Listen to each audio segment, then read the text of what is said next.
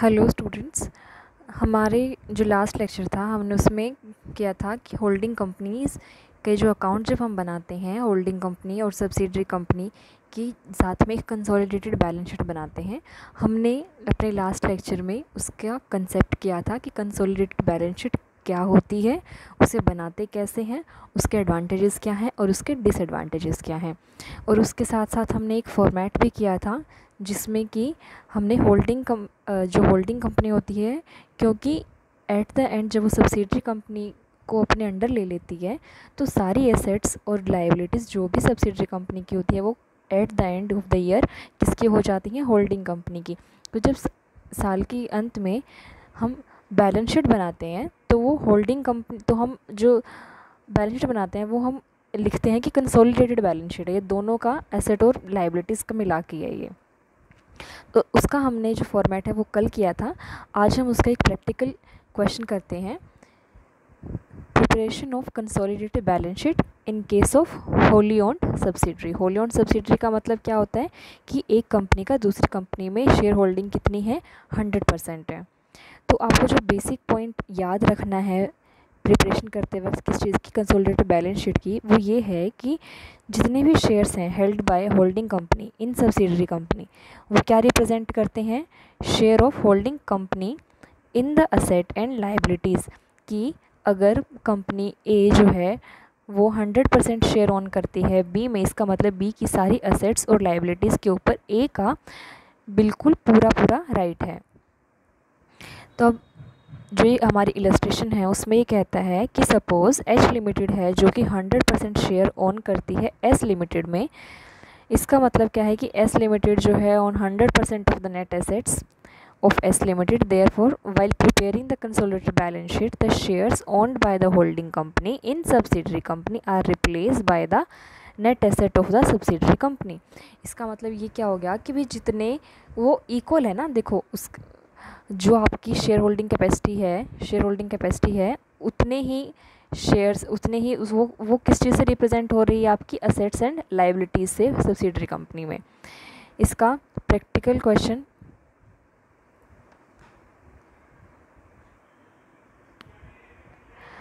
इसका practical question रहेगा हमारा, following is the balance sheet of H और एस लिमिटेड की कौन सी तारीख को, 31 मार्च 2011 को ये बैलेंस शीट गिवन है। एच और S share holder fund, H के पास 20 है, इसके पास 5 लाख है। रिजर्व्स हमें सिर्फ एच का गिवन है।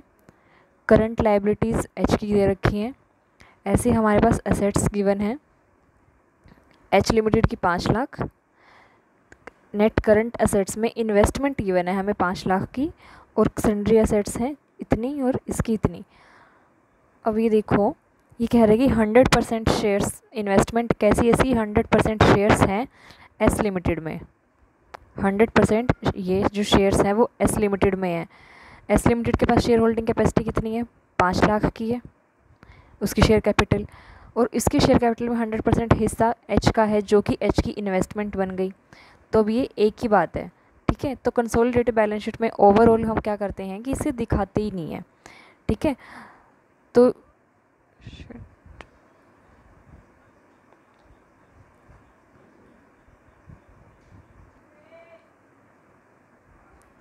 जब हम इसे कंसोलिडेटेड बैलेंस शीट बनाएंगे तो देखो कैसे बन रहेगी कि आपका format as it is share holder fund में ये हम कंसोलिडेटेड बना रहे हैं अब।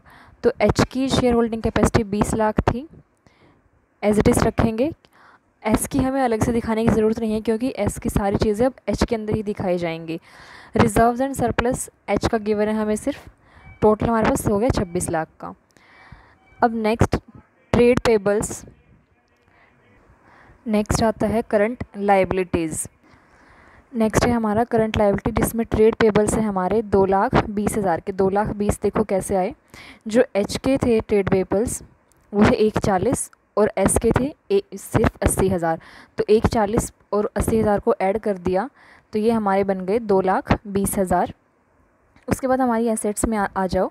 असेट्स में करंट असेट्स करंट असेट्स में देखो नॉन करंट में इन्वेस्टमेंट गिवन है एच के पास, और इन्वेस्टमेंट ये क्या है कि सभी के सभी शेयर्स इसने एस के ले रखे हैं, ठीक है। तो वो सीधी सी बात है, हम कंसोलिडेटेड बना रहे हैं तो वो सारी इन्वेस्टमेंट उसके अंदर है, इसको हमें अलग से लिखने की बिल्कुल भी ऐसी चीज़ों को ज़रूरत नहीं है। अब यहाँ पर एक चीज़ और, ये बैलेंस शीट आपको एक चीज़ और एक इन्फॉर्मेशन और दे रही है, वो ये है कि जितने एस के शेयर थे, ठीक है, देखो 10 रुपीज़ ईच है, तो चाहे जितने के भी इसके शेयर बनते हैं वो एट पार ख़रीदे हैं एच ने, देखो ना, इसकी शेयर कैपिटल 5 लाख है और उतनी की ही इन्वेस्टमेंट करी है इन्होंने। तो ये दोनों अमाउंट जो हैं, ये दोनों अमाउंट बिल्कुल इक्वल है। इसका मतलब जो शेयर परचेज करे गए हैं वो किस वैल्यू पे करे गए हैं, एट पार। तो ये कंसोलिडेटेड बना रहे हैं हम, और इन्वेस्टमेंट जो है वो सारी की सारी उसके अंदर ही है, एस के अंदर, तो इसीलिए हमें अलग से दिखाने की ज़रूरत नहीं है, तो हम इसको नहीं दिखाएंगे।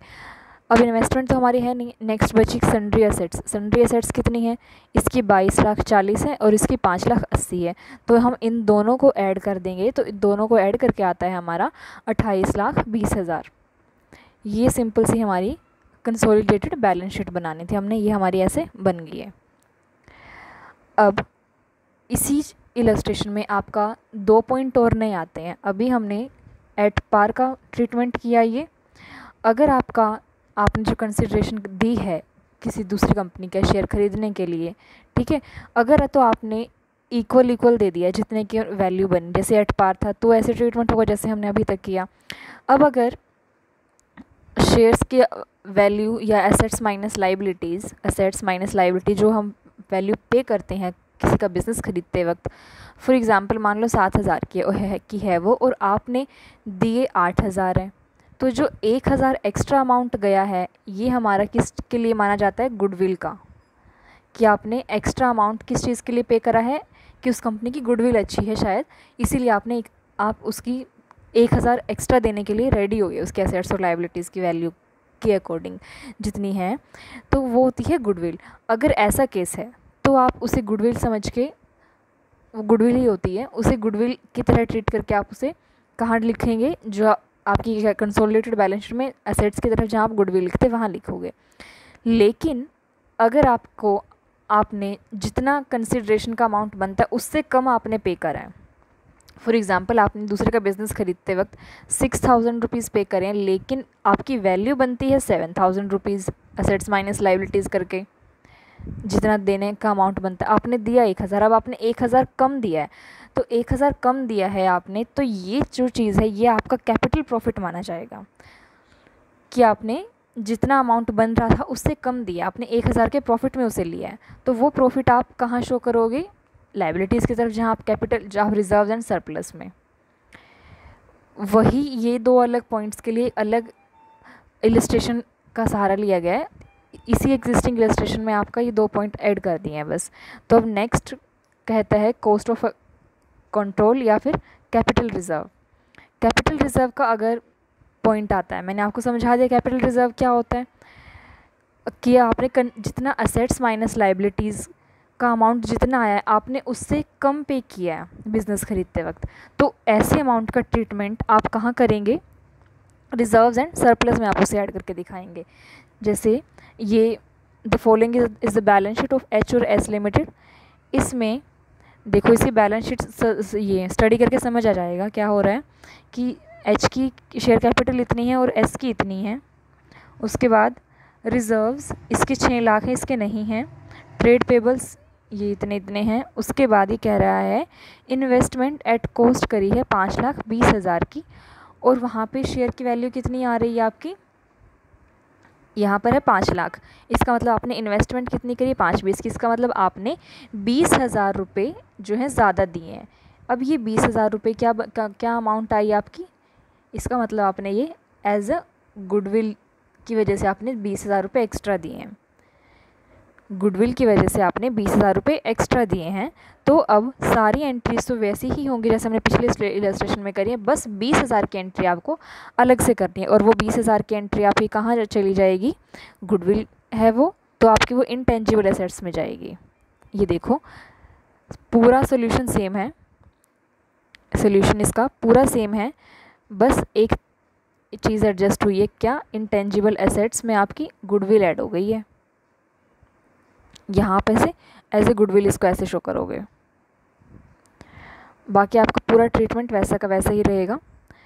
उसके बाद नेक्स्ट इलस्ट्रेशन में आपका एक पॉइंट दिखा रखा है कि आपने कम अमाउंट दिया है। कम अमाउंट अगर दिया है वो भी आपकी इसमें पता लग जाएगा बैलेंस शीट में। अगली इलस्ट्रेशन है ये, जैसे कि देखो शेयर कैपिटल का अमाउंट है 5 लाख एस का, और एच की इन्वेस्टमेंट कितनी है 480 की। इसका मतलब 20,000 रुपये इस बार कम दिए हैं। ये 20,000 क्या है, कैपिटल प्रॉफिट है। कैपिटल प्रॉफिट है तो आप इसको रिजर्व्स एंड सरप्लस में 20,000 को दिखाओगे। 6 लाख था इसका और 20,000 आपका जो आपने कम पे किया है वो, तो दोनों मिला के 6,20,000 आपका रिजर्व्स एंड सरप्लस बन गया। बाकी आपका पूरा ट्रीटमेंट एज इट इज़ रहेगा। ये अकाउंट्स, ये कंसोलिडेटेड बैलेंस शीट हमने बनाई होली ओन्ड सब्सिडरी की। होली ओन्ड सब्सिडरी मतलब जब 100% शेयर किसी दूसरी कंपनी के पास है आपके।